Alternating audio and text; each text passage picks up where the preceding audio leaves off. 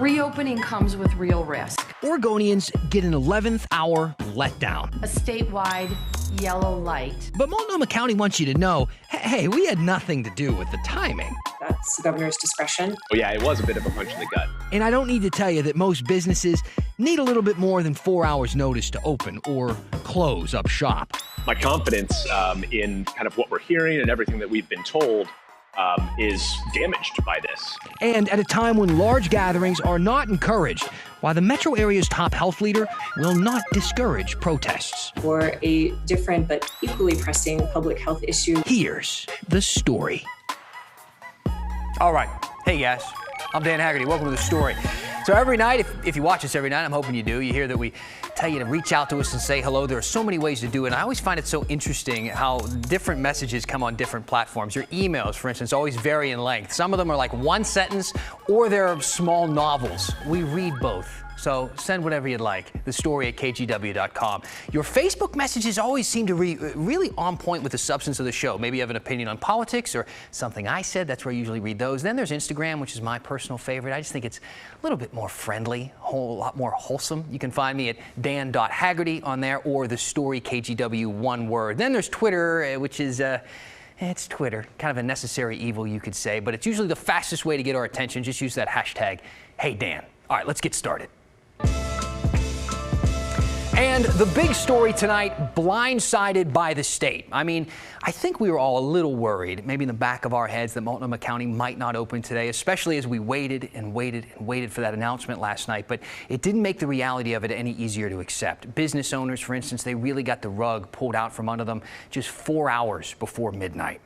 I don't think anybody explains it better than this guy. This is Garrett Benedict. He's the chef and owner of G-Love on Northwest 21st. Most of us, myself included, don't really know that much about, how to run a restaurant, the industry ins and outs, but he does. And he says the restaurants that plan to open today weren't waiting until this morning to get ready, and it takes a whole lot longer than 4 hours to prepare for customers. The date itself doesn't really matter to me. Of course, I want to reopen safely. I want all of our guests and my employees to remain safe. It's just the expectation that was set for us for about the last 2 weeks was that it was June 12th, June 12th, June 12th. And so planning on that and banking on that as the reopening date has, there's a lot of lost revenue that's associated with that. And the perishable products that are now going to spoil at some restaurants as they await, the actual reopening. That's a huge part of this. Labor for the people that have brought staff back on and have been paying them for the last week in preparation for reopening now have no revenue coming in the door and, are faced with the decision of either firing or furloughing their staff again, or paying them while there's no revenue coming in for the remainder of the timeline that we're waiting on. So it's not a great situation really for anyone. No. I mean, we know that already, but it is really just another hit to the businesses that we hold so dear here in Portland. And look, I get it. I really do get it. These are extremely tough decisions for our leaders to make. But it's a whole lot harder to understand why they waited until 7:14 p.m. last night to make this decision. For what it's worth, the top medical officer in the metro area agrees the timing completely stunk, but she says that wasn't her call. And unfortunately, she can't say whether people like Garrett will be able to open next week either. I don't have a message for business owners yet. I wish I did. And the last thing I want to do is continue to yo-yo people with a yes, no. So again, the timing of this decision was not what I would have liked, but that's the governor's discretion. And so I think we want to get clear within Multnomah County and with the state so that we have a clear message for the public going forward, even if we don't know. You should know her by now. That's Dr. Vine. She's on the front lines of Metro's fight against COVID-19. And for my money, she's one of the clearest communicators on the matter. She, the governor, and the leader of the Oregon Health Authority spoke separately this morning about why all Oregon counties are back on pause to apply for their next phases. And this is how it all breaks down. See, cases are up across the state, both in cities and rural areas. Just yesterday, the Oregon Health Authority recorded 178 new cases. That is the largest one-day spike we've seen so far. And in Multnomah County, listen to this, 40% of new cases last week couldn't be traced to a specific source, like a workplace or a nursing home or something like that. They don't know how these cases started. And yes, we do need to factor in the number of new tests that we have. But even though Oregon tested more than 18,000 people last week, it is the percentage of positive tests that jumped over a percentage point. That's still pretty good nationally, but that still means that more people are getting sick here. Oh, and speaking of our uptick in testing, we also learned Oregon is 49th in national testing. Only Idaho is doing worse than we are. But OHA says one of the most telling ways to see how we're doing is to look at hospitalizations, because unlike testing, it's a real-time measure of where we stand. And hospitals saw an average number of severe cases jump from 4 to 6 per day. And I know what you're going to ask. I know what you're thinking. Does this have anything to do with the fact that for more than a week, there have been these massive groups of people gathering to protest racial injustice? And right now, the state says, they say no. In fact, fewer than 5 cases in Multnomah County who tested positive reported attending a protest. Leaders seem to think that the spike we're seeing right now could actually be from Memorial Day. But remember, it can take weeks for this virus to show itself. Here's what Dr. Vines had to say about protests and COVID-19. I think you acknowledged the sensitivity of this, and in public health, we're very sensitive to the effects of racism on people's health. It is a lifelong effect. It is a long-standing issue in our communities of color. And so we are not discouraging people from attending protests for a different but equally pressing public health issue, which unfortunately contradicts much of our guidance around COVID-19. So we've put out messages around face coverings, around physical distancing, around not participating if you're sick, and recognize that racism as a public health issue for many people is the same, if not more pressing than the virus itself. That said, the indisputable fact is this virus has no idea what a protest is, and I want to focus purely on that for just a second. We've been told since day one, and she discussed the contradiction here, in terms of spreading the virus, large crowds would be a very bad idea. Health officials were shouting that from the rooftops when people were protesting the stay-at-home order in Salem. And we just told you that they think this latest spike, the one that's pausing reopenings and keeping Portland closed, may be blamed on Memorial Day parties. Now, I got into this discussion during my one-on-one interview with Governor Brown this week. And keep in mind, that interview happened on Wednesday, and a lot has changed since then. That's the world we live in. 2 days means a lot. But the root issues have not changed. Here's what she said when I asked if she had discussed a plan with health officials about the potential of a large spike in cases following massive protests that involved hundreds of thousands of people and what it might mean for our economy. I want to say I join in the protesters in Portland and Ontario and around the state who are issuing a clarion call for an end of racial discrimination and an end to the police brutality in this country. At the same time, as we are beginning the reopening process, we knew we were likely to see an increase in these COVID-19 cases. And I liken it to, you might have heard my metaphor. I grew up in Minnesota. We used to skate on the frozen ponds all the time. And as the ponds became frozen, we'd strap on our skates and we'd take one step forward. And then if it was safe, if it didn't crack, if you didn't fall in, you'd take another step.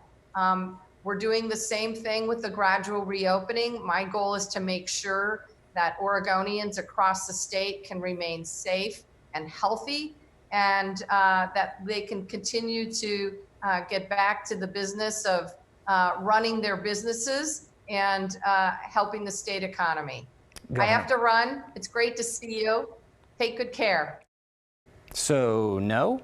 I mean, it kind of sounded like a really long no. We haven't discussed a plan for a really large spike in cases following these protests. Or maybe I missed it. I don't know. I'm sure they've discussed that, right? Surely they have, I hope. Here's what we know as of right now, what we know. For Multnomah County, it'll be at least another week until the governor considers reopening. So for now, we wait.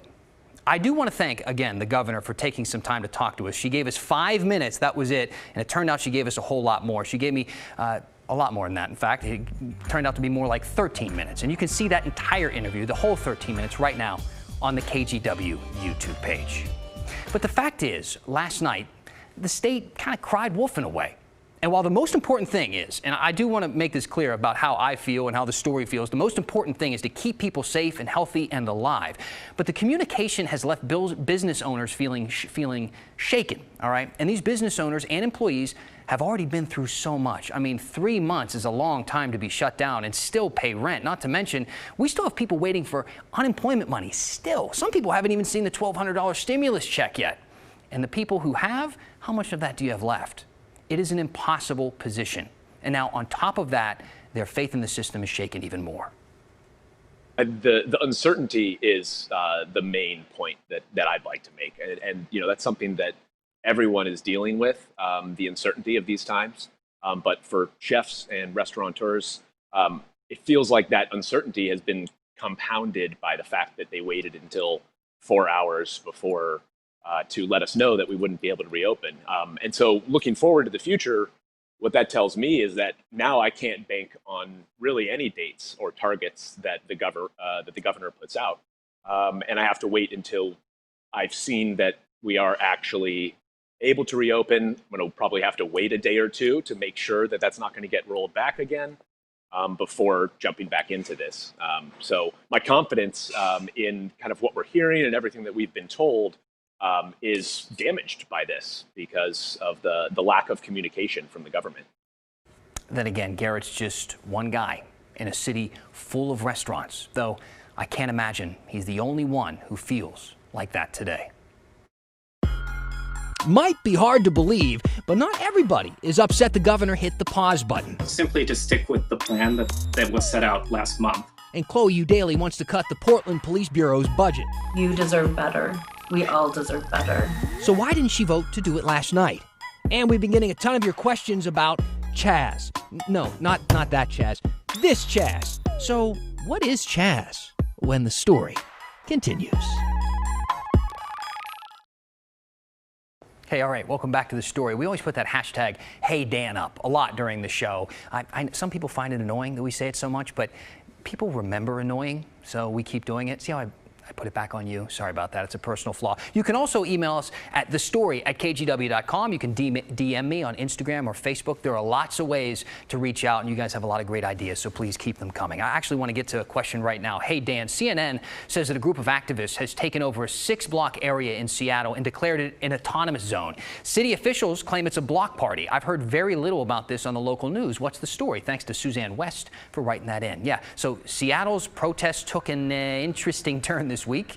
After days and days and clashes between protesters and police, officers abandoned their precinct in Seattle's Capitol Hill neighborhood, and protesters basically took it over. They call it CHAZ, which stands for Capitol Hill Autonomous Zone. They even got their own sign. It became kind of a police-free community in a way. There are markets set up for people to grab food. There are speeches and poetry readings. There's performance art and street art. If you're familiar with the Capitol Hill area, it's very Capitol Hill.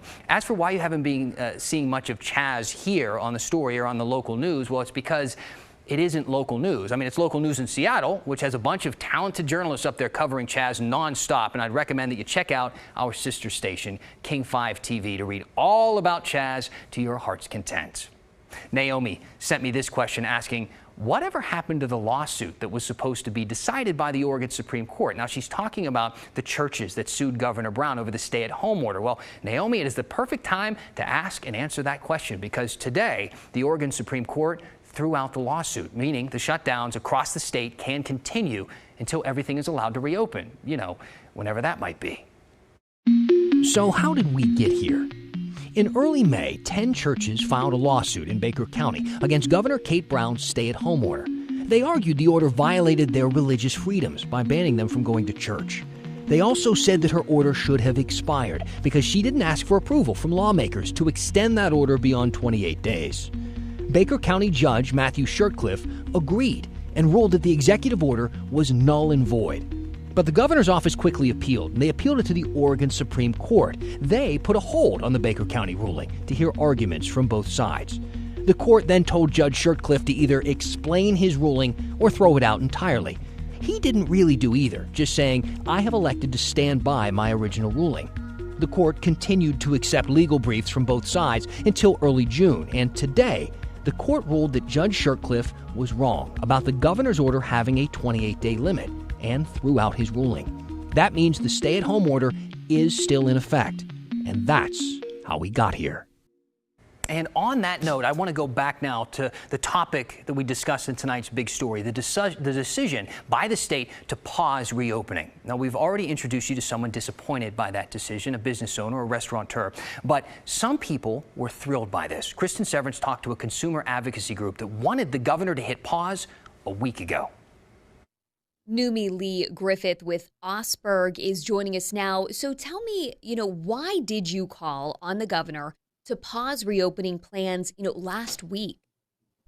Well, we've been tracking the same health metrics that the state has been. We've seen a rise in cases following Memorial Day. We've seen increased hospitalizations over the last week in particular. And really, all these things are signs that the virus is spreading in our community. So what data did you really zero in on when making this decision?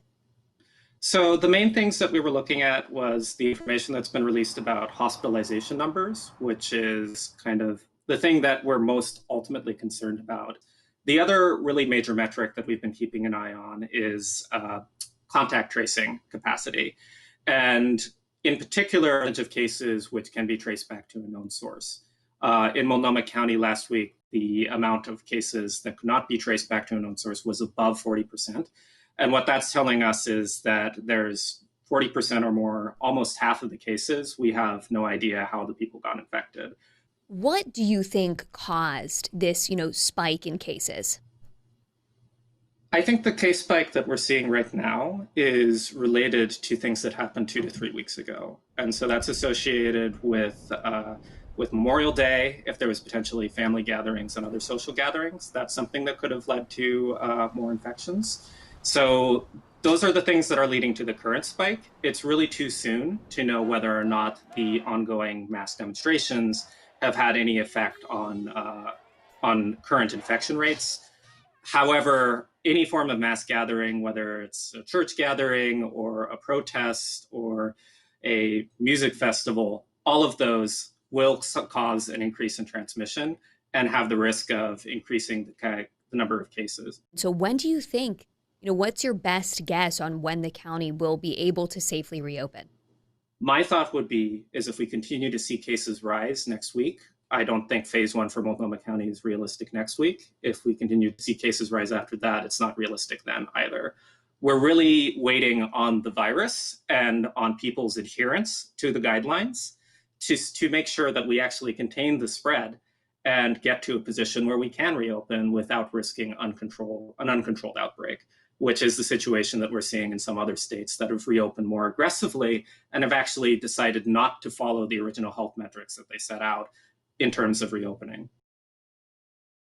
Okay, interesting. Thank you to Kristen. Now, I'd like to pivot to the other biggest story of our lifetime that's happening right now. Listen, and I'm not going to lie, we were going to fully dive into the city's budget vote last night, until the state decided to hit this last-minute pause button. But what happened last night in City Hall is a really big deal, or I guess more like what didn't happen.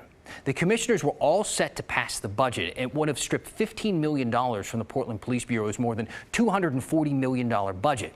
As you might imagine, right now, a lot of people wanted to have their opinions heard about this. In fact, nearly 750 people, literally hours and hours and hours of public testimony. And the commissioners were all set to pass the budget, cuts and all, with an emergency clause. And that means that the cuts to the police would have gone into effect immediately. But to pass an emergency clause, all 4 commissioners need to vote yes. And Commissioner Chloe Eudaly voted no. Not because she doesn't support it, but because she doesn't think the cuts went far enough. She wants to cut closer to $50 million from the Bureau, which is what activists are demanding. My office has been working around the clock with my colleagues' offices to find a viable path forward that demonstrates we're receptive to our community's demands and that we will take a bold stand to defund and reshape the Portland Police Bureau. While I do support the amendments we made today, these are largely efforts community advocates have been demanding for years. They are low-hanging fruit, and I don't believe they go far enough. Now, to be clear, this does not mean that the budget is tanked or anything. They don't need to start all over. They just need to vote again next week to pass it. But one of Udaley's colleagues is not happy that she has to wait. Commissioner Dan Haggerty kind of ripped into Udaley a little bit in a statement, which is the source of tonight's quote of the day. Haggerty said, "While my colleague can take a principled no stance on passing this budget, I, as a black woman, cannot." She also accused Udaley of being a performative ally, basically someone who voices their support but doesn't help in a meaningful way. This morning, Udaley defended her vote and said she voted her conscience. Since the killing of George Floyd and the protests and the rush of change to laws and our culture, we've been turning inward a lot too. I think everybody has, and we've been looking back at the racist roots of our history here in Oregon. I mean, Oregon's Constitution is literally rooted in not allowing black land ownership. And I think it's naive to think that black Oregonians aren't still being impacted by old racist laws. I mean, redlining was a big one. Banks would deny mortgages to black people and people of color, creating segregated neighborhoods. This map shows how Portland was divided up in 1940. The majority of black Portlanders were confined to the Albina district in Northeast. In 1967, KGW aired a documentary focusing on that neighborhood and how it had been overlooked and marginalized by the city. We want to open the KGW vault now and play a bit of that for you. Even though this was more than 50 years ago, it's still relevant today, and a time capsule into the way that we used to cover these very same issues. Well, it's the strange look you get, I'd say, when you go into a place where you're not normally seen, you know, when the conversation takes a lull for a moment. Or when you sit on the city bus, the guy suddenly gets overly conscious about how close you are to him. And he tries so desperately to get clear out of the other side of the bus, you know, by pressing against the wall, you know. Some plague has sat down beside him. Now, not all of them do this, but those that do it, it's so pronounced as to make you think about it for maybe the next 15 or 20 minutes, you know. Or the fellow who gets quite upset, probably more upset than otherwise because it happened to be a Negro that blew his horn behind him to tell him, look, the light's green, will you move on? All of the things that he seems to feel that you really shouldn't bug him about any of these things, you know, because you're making a nuisance out of yourself. And, of course, the thing that has to be remembered, that we're going to be an ever-present nuisance, I think, from now on. Unless there is an equal give and take on the sides of both blacks and whites from each culture, you can't have integration. Because it'll be, as it has been before, Negroes giving up all the good things, the dances and music. They'll be even afraid to shout in church, you know. I think we can all agree it's a discussion that's been going on for way too long. If you've got an idea for the KGW Vault, please let us know. We really love these. I know you love them too. We hear about them all the time when we play them. Email us at thestory@kgw.com, or of course use that hashtag #HeyDan. We'll see if we can find whatever you're looking for. And while you're at it, let us know what you're doing tonight. I mean, it's Friday, so send in some good stuff. You got something fun for the weekend? I need a little bit of something to lift us up. I think we all do. We're going to read some comments after the break. Also, we're keeping Portland weird by ducking the fence. We're going to finish the story next.